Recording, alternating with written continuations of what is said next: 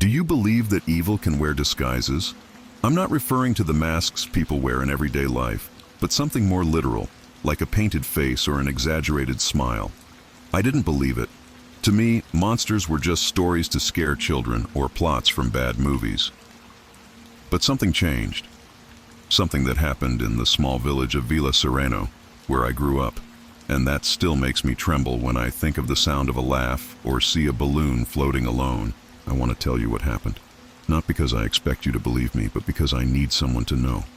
I need the truth to live, even if it's just a whisper in the shadows.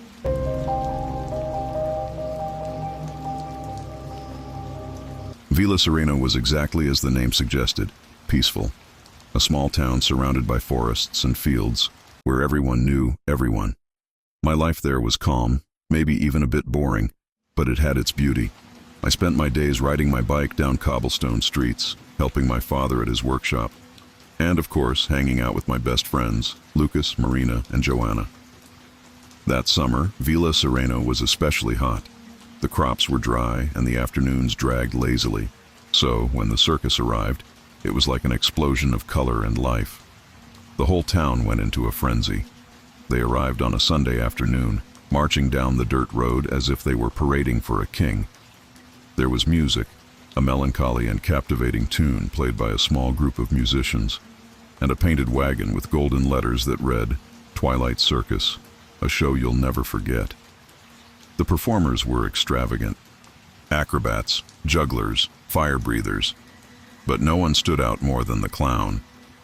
He was tall, thin, and his movements were almost exaggerated, as if each gesture was a performance in itself. His face was painted with a smile that seemed alive, pulsing, as if it wanted to leap off his skin. But what struck me the most were his eyes, small, bright, and completely devoid of humor. That first night, the circus was packed.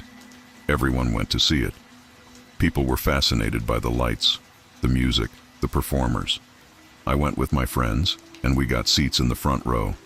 I remember how amazed we were by the acrobatic acts and the magic tricks.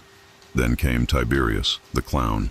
He appeared out of nowhere, stumbling as if he were lost, knocking over imaginary buckets and drawing laughter from the crowd. When he got close to us, my heart raced. He looked directly at me. I felt something cold run down my spine. He winked, and for a moment I thought his smile stretched impossibly wide.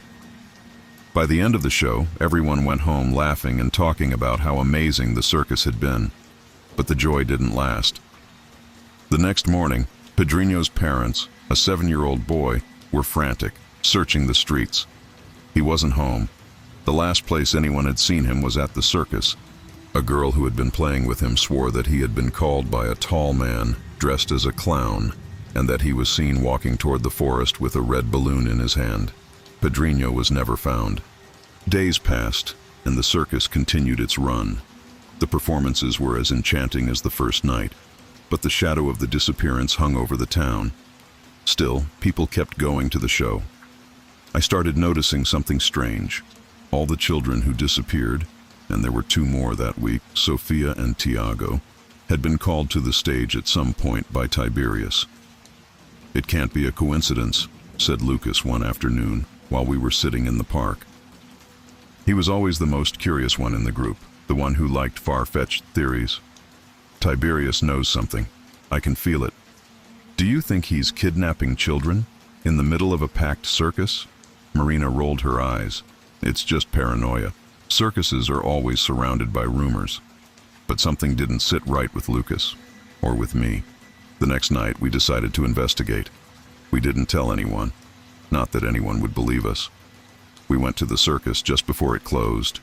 The lights were dimmer, and the music playing was almost a murmur. The crowd had already left, but the performers were still breaking down the set. We hid behind a tent and waited. We saw trapeze artists carrying equipment, jugglers putting away their glowing balls, but no sign of Tiberius. Joanna pointed to a distant trailer, painted in black and red. "I think that's where he stays." Lucas and I went over there while Marina and Joanna kept watch. The door was slightly open, and a low sound came from inside. Something between a laugh and a cry. When we opened the door, the air inside felt heavier, not cold, but dense, as if we were submerged. The trailer was filled with strange objects, cracked mirrors, dolls with no eyes, masks hanging from strings, and in the middle, balloons. All kinds of balloons, floating gently, not tied to anything. In the corner of the trailer was Tiberius, sitting in a chair. He didn't move when we entered, but seemed to know we were there. "You shouldn't be here," he said without looking at us. His voice was deep but had a musical, almost hypnotic tone. Lucas took a step forward. "What did you do with the children?"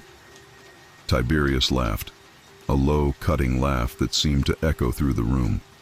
He finally stood up, and at that moment, I realized he was even taller than he appeared on stage. "Do you really want to know?" he asked, turning to us. His eyes were bright, but not in a human way. "They're happy now. Happier than they could ever be in this world." He extended his hand and the shadows in the room began to move, taking forms I can't describe. In the center of them, a mirror appeared. But it wasn't an ordinary mirror. In it, we saw faces. The faces of Pedrinho, Sofia, Tiago. They were crying, banging on the glass as if begging for help. "They're free of pain, of boredom," Tiberius continued. "My world is eternal joy." I wanted to run, but I was frozen. Everything inside me screamed to escape, but my feet wouldn't move. Lucas managed to pull me, and we ran out of the trailer as if our lives depended on it. When we returned to the circus the next morning, it was gone. All that remained were marks on the ground and a few deflated balloons. The children were never found. Years have passed since that night. Villa Sereno was never the same. Whenever I see a clown, I get a chill. And sometimes, at twilight, I hear a distant laugh. Do you believe in monsters? I do. Monsters exist. They don't live in caves or dark castles. They walk among us. And some of them have smiles that are too wide.